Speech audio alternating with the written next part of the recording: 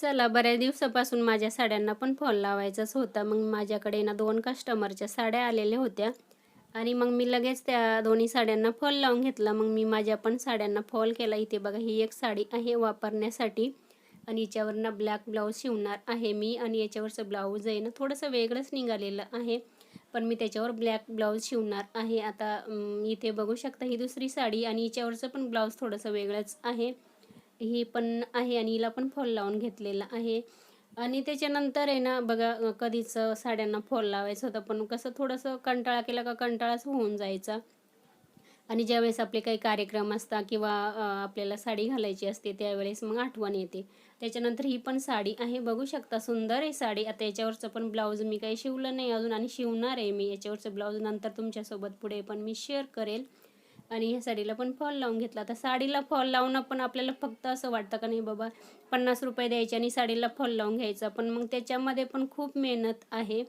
कारण कसं बघा साडीला खालच्या साईडला फॉल लावून घ्यायचा मशीनवरती. त्याच्यानंतर दोन्ही साईडला पण आपल्याला साडीच्या पदराला, नेसत्या पदराला दोन्ही साईडला पण पिको करायला लागतं.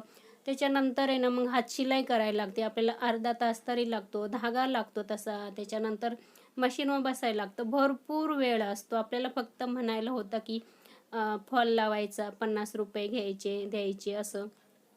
पण त्याच्यामागे भरपूर अशी मेहनत असते एक फॉल लावण्यासाठी पण. आता इथे बघा आता इथून ही एक साडी आणि खालची जी आहे ना साडी, ह्या दोन्ही साड्या ना माझ्या कस्टमरच्या होत्या. माझ्या शेजारच्या ताई ना त्यांच्याच होत्या आणि त्यांच्या साड्यांना फॉल लावायला घेतला. मग म्हटलं चला आता मी पण माझ्या साड्यांना फॉल लावून घेते आणि ब्लाऊज काही शिवले नाही आणि म्हटलं चला आता फॉल लावून घेते आणि त्याच्याबरोबरच मग माझ्या 4 साड्या मी रेडी केल्या.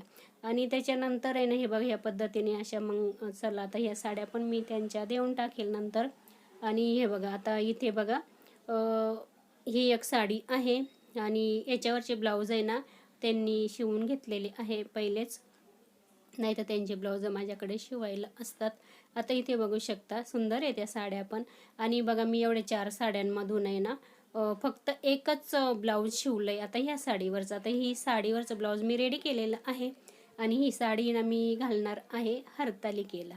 आता इथे बघा आपल्याला हरतालिकेच्या दिवशी नवीन कपडा लागतो. मग त्यावेळेस मी साडी घालणार आहे आणि इथे मी ब्लाऊज ना एल्बो बाही शिवलेली कोपरापर्यंत आणि प्रिन्सेस कटचं मी शिवलेलं आहे हे बघा.